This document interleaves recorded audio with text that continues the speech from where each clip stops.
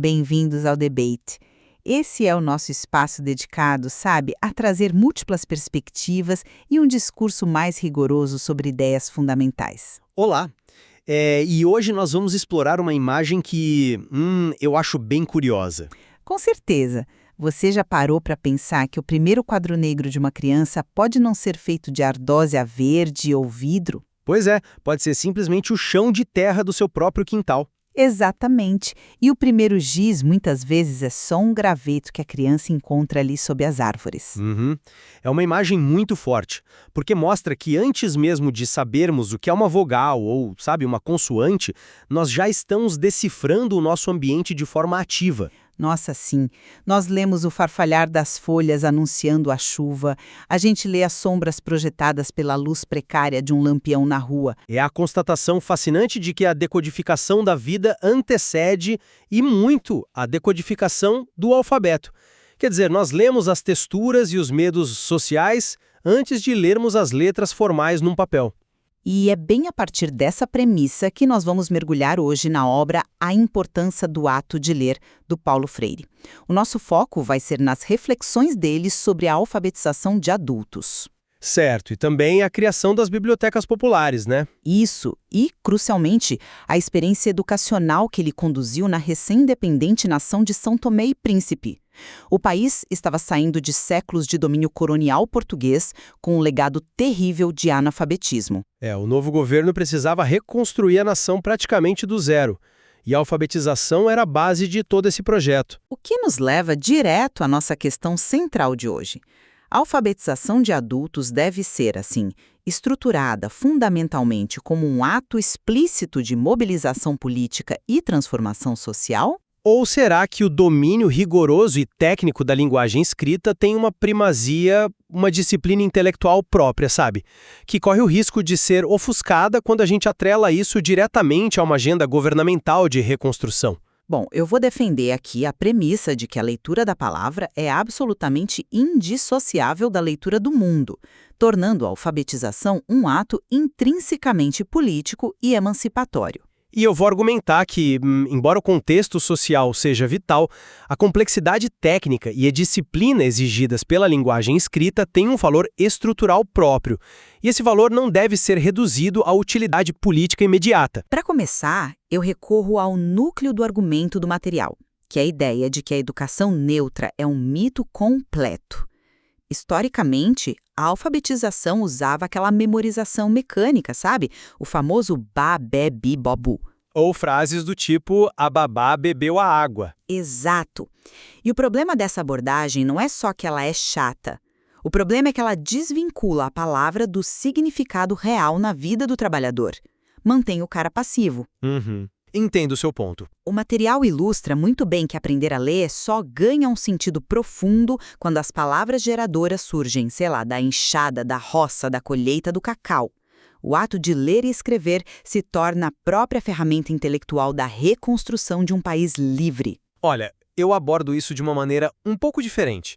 Eu concordo plenamente que a alfabetização mecânica, aquela desconectada da realidade do adulto, é desumanizante. Certo. No entanto, o próprio texto demonstra um respeito muito profundo, quase uma reverência pela disciplina formal da linguagem. Ele não descarta a técnica formal em prol de um ativismo puro. Ele exige essa técnica. Mas como uma ferramenta, né? Sim, mas o autor relata como valoriza imensamente a sintaxe, a regência verbal rigorosa. A minha posição é que atrelar a alfabetização de forma tão estrita a cartilhas de direcionamento político flerta perigosamente com o que o próprio autor chama de visão do educador astuto. Como assim astuto? Corremos o risco de apenas substituir uma ideologia imposta por outra. A gente usa o pretexto da libertação, mas na verdade está mascarando um novo condicionamento através de slogans de Estado. Para entender como essas duas visões colidem na prática, eu acho que a gente precisa voltar à origem de tudo. Como a leitura realmente começa para o indivíduo. Você diz na infância. Isso. O autor nos leva de volta à própria infância dele, lá no Recife, numa casa rodeada por mangueiras. Ele descreve lindamente como as primeiras letras dele Não estavam num livro. Estavam na natureza. Exatamente. Estavam no canto do pássaro sanhaçu, na observação do vento e até no pavor das almas penadas nas ruas escuras. Ele chama isso de palavra-mundo. Aham, o contínuo entre a experiência concreta e o ato de nomear as coisas. Isso. Essa leitura do mundo, ensinada no chão do quintal, foi o que deu sentido à educação formal dele depois. A experiência cria curiosidade e aí sim a curiosidade exige a palavra escrita. Essa é uma tese atraente, de verdade. Mas você já considerou que o próprio material faz um alerta bem severo contra o romantismo desse espontaneísmo educacional? Romantismo? Sim, quer dizer, o quintão e as mangueiras são fundamentais como ponto de partida, mas o autor repudia explicitamente a visão mágica da palavra. Ele critica aqueles estudantes universitários que devoram bibliografias inteiras sem compreender nada de forma real. Ah, a leitura mecânica, acadêmica. Exato. Ele exige o que ele chama de adentramento nos textos. Ele bate na tecla da necessidade de forjar uma disciplina intelectual. Sem a técnica formal da leitura, a pessoa fica confinada ao seu próprio quintal para sempre, entende? Eu entendo, mas a questão é que a disciplina intelectual não surge de um imperativo abstrato. Ela nasce exatamente quando o aluno percebe a relevância do que está estudando. Não é uma obrigação imposta de cima. Você diz que tem que fazer sentido primeiro. Claro. Pensa no conceito central do material. Os círculos de cultura. Não é uma sala de aula com fileiras de carteiras onde o professor dita a verdade. É uma roda onde os adultos discutem a própria realidade. O exemplo dos pescadores, né? O exemplo brilhante dos pescadores em Monte Mário, em São Tomé. Eles estão lá analisando a codificação da vila, que é basicamente um desenho, uma representação visual da vila deles. Uhum. E aí eles reconhecem o local. Isso. De repente, 4 deles se levantam, olham o desenho, olham pela janela da sala e dizem: é Monte Mário e não sabíamos. Olha a profundidade empírica disso. Eles tomaram distância do próprio mundo para poder enxergar de forma crítica. É um despertar fascinante, sem dúvida. E é esse reconhecimento visceral de quem eles são que gera motivação inabalável para suportar a tal disciplina intelectual que você mencionou. A técnica gramatical é vazia se não for impulsionada pela descoberta de si mesmo. Olha, o despertar do pescador em Monte Mário é lindo na teoria. E eu concordo que o reconhecimento espacial é poderoso. Mas, na prática, essa faísca de consciência local é rapidamente cooptada pelo projeto central. Cooptada de que forma? Porque de Monte Mário, o programa educacional salta de forma vertiginosa para o projeto político de toda a nação, guiado por um partido específico, o MLSTP, o Movimento de Libertação de São Tomé e Príncipe. Que era o grupo que liderou a independência. Sim, o grupo que assumiu o governo. Sinto muito, mas eu simplesmente não compro essa ideia de que o processo se mantém perfeitamente emancipatório nessa transição. Há uma diferença colossal entre discutir a colheita do cacau e usar a alfabetização como veículo direto para slogans partidários. Mas os cadernos discutiam a reconstrução do país? O material detalha os cadernos de exercícios e veja as frases exatas que os adultos tinham que decodificar. Com o MLSTP, estamos a construir uma sociedade em que todos participam e logo depois pede vigilância contra inimigos internos da revolução. Mas a gente tem que lembrar que isso reflete o momento histórico de um país recém-nascido que estava sob uma ameaça constante de retrocesso neocolonial. O contexto é de urgência, certo? Mas pensa na mecânica pedagógica aqui. Se o processo de alfabetização exige que o aluno pratique as letras repetindo o slogan de um movimento político específico, nós não estamos apenas mudando o motorista do trator ideológico. Entendo por que você pensa assim, mas deixa-me dar uma perspectiva diferente. Por favor. O próprio texto faz uma distinção muito clara entre autoridade e autoritarismo. A neutralidade na educação é uma ficção. A escola burguesa tradicional sempre formou alunos para servir aos interesses de mercado, só disfarçava isso de currículo padrão. Então a solução é ser abertamente panfletário. Em São Tomé, a escolha de ser explícito é um ato de honestidade. E mais, o texto insiste em ajudar o povo a pensar certo, não como obediência cega, mas buscando a razão científica dos fatos materiais. Mas pensar certo soa muito como pensar igual ao governo, não acha? Não necessariamente. Tem um exemplo muito revelador no material sobre o menino, o Pedrinho, que está doente. A cultura local muitas vezes atribuía a doença infantil ao mal-olhado que precisava de benzedura. Aham, o fatalismo mágico. Isso! O texto propõe que o educador ajude a comunidade a desocultar a realidade. Pedrinho tem uma verminose causada por falta de saneamento. Ele precisa de medicina empírica. O direcionamento do partido ali visa libertar o povo desse fatalismo. Tá, mas ajudar a comunidade a entender a verminose é ciência básica. É só saúde pública. Mas é profundamente político, porque entender a verminose leva a questionar por que não há saneamento, entende? Quem controla os recursos? A alfabetização ali pede que o trabalhador entenda o seu papel produtivo para controlá-lo. Não é um trator passando por cima do aluno, é dar a chave do trator para ele. Essa analogia é excelente, mas ela serve exatamente ao meu próximo ponto. Vamos lá. No próprio material, tem o exemplo de Pedro e Antônio construindo um barco. Eles transformam a madeira bruta em cultura material, mas para construir um barco que enfrente o mar aberto e não afunde, eles precisam de engenharia. Certo, cálculo, técnica. Precisam de técnica exata. E isso nos leva à estrutura da própria linguagem como uma ferramenta de poder irrenunciável.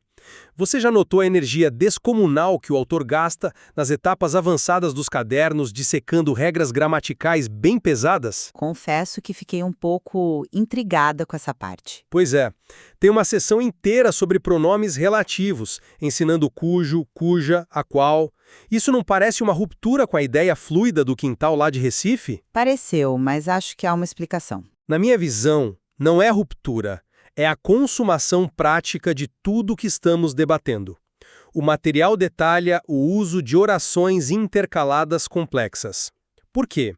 Porque o discurso oficial, os decretos governamentais e as leis não usam a sintaxe coloquial do pescador. Ah, eles usam uma estrutura que distancia o sujeito do verbo. Exatamente. A burocracia se blinda através dessa complexidade. Então, o verdadeiro empoderamento não acontece só quando o trabalhador lê a palavra cacau. O ápice da libertação ocorre quando ele domina a oração adjetiva intercalada. Para auditar os documentos do governo, você diz. Isso. Para confrontar o Estado de igual para igual. A libertação depende dessa submissão inicial à disciplina técnica inflexível da gramática. Sem dominar o cujo, o povo continua à mercê de quem redige as leis. Esse é um ponto muito forte. Embora eu ainda veja a hierarquia desses aprendizados de outra forma. Como assim? Sim, a sintaxe formal é o código da burocracia. E privar o povo das regras cultas seria condená-los a um gueto linguístico. O texto reconhece isso. Mas olha a ordem pedagógica proposta. A ordem. A gramática normativa não é imposta de cima para baixo, no vácuo.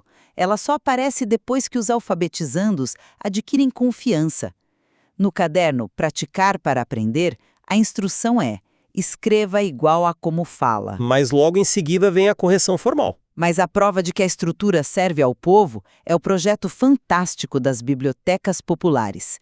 O objetivo lá era transformar a tradição oral em texto escrito. Eles gravavam as vozes dos mais velhos. Mantendo o respeito total à linguagem popular, preservando a sintaxe viva da comunidade.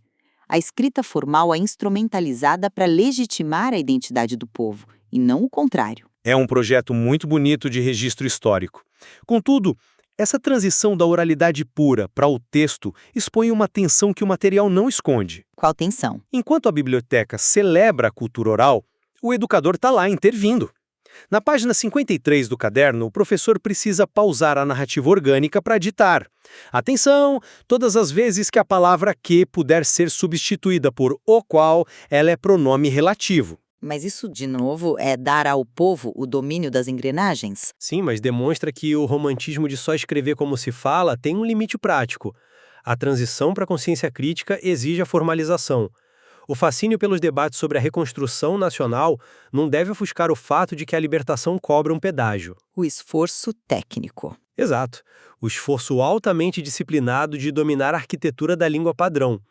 Para fiscalizar o poder, você precisa dominar o léxico desse poder. E é justamente porque o educador não deve romantizar a ingenuidade que o material defende que ninguém ignora tudo, ninguém sabe tudo. O camponês sabe profundamente sobre os ciclos de chuva, mas ele tem o direito inalienável de aprender a teoria sintática para poder imprimir seu próprio jornal de reivindicações. Com certeza. Então, à luz de tudo que debatemos, a minha síntese continua ancorada na constatação de que não há texto desvinculado do contexto. A alfabetização é um ato de libertação desde o primeiro risco no chão.